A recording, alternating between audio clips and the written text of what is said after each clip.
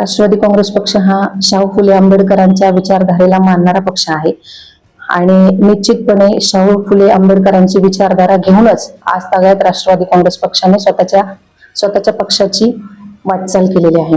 आपण आज पाहिलं मीडियावरती एक बातमी प्रसारित होत होती. तृप्ती देसाई यांनी आदरणीय संग्राम भैया जगताप यांच्या विरोधात एक स्टेटमेंट केलेलं आहे.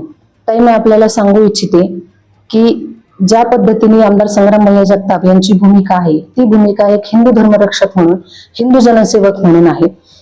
ते काम करत असताना किंवा हिंदू धर्माचा अजेंडा चालवत असताना संग्राम भैया कधीही राष्ट्रवादी काँग्रेस पक्षाचा पंचा घालून किंवा कुठलाही पक्षाचा पंचा घालून ते काम करत नाही.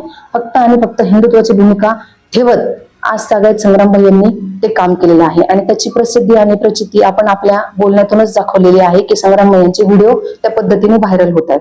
ताई, आपण पुढे असंही म्हणालात, अजितदादा आपण संग्राम भैयांना आवरावं. मला आपल्याला सांगायचंय ताई, अहमदनगर विधानसभा मतदारसंघामध्ये 3 वेळेस आमदार म्हणून निवडून आमदार संग्राम भैया जगताप हे आलेले आहेत. त्यामुळे त्यांना आवरायचं की त्यांना साथ द्यायची हे राष्ट्रवादी काँग्रेस पक्ष त्यांची वैयक्तिक भूमिका घेईल. ताई, आपण असं म्हणालात की मुस्लिम लोकांना शनीच्या मंदिरावरनं बरखास्त करण्यात आलं, त्यांचं काम काढून घेण्यात आलं, त्यांची रोजीरोटी गमावण्यात आली.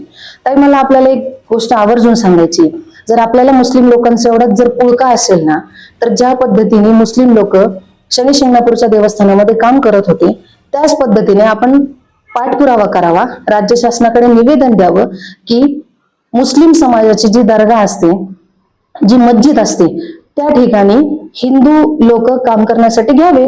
निश्चितपणाने जर आपण असं जर काही निवेदन दिलं किंवा या भूमिकेसाठी जर पुढाकार घेतला तर आम्ही निश्चितपणाने हिंदू जनसेवक म्हणून आणि हिंदू धर्मीय म्हणून त्या भूमिकेचं आपण स्वागत करू. आणि आपण जे काही आज संग्राम भैयांच्या विरोधात जे स्टेटमेंट केलेलं आहे, जो सल्ला दिलेला आहे, तर आपल्याला जर सल्ला द्यायचा असेल ताई, तर कृपया आपण राष्ट्रवादी काँग्रेस पक्षामध्ये प्रवेश करावा. निश्चितपणाने आम्ही आपला सल्ला जर आम्हाला पटला तर मान्यच करू. पण ज्या पद्धतीने आमदार संग्राम भैया जगताप यांचं कार्य आहे, त्यांचं जे नेतृत्व आहे, त्यांचं जे कर्तृत्व आहे, मला नाही वाटत की कोणीही यावं आणि आदरणीय भैयांना सल्ला द्यावा. आज तागायत संग्राम भैयांना सल्ला देण्याइतपत उंची कोणाचीही झालेली नाही ताई, आपली तर अजिबातच नाही.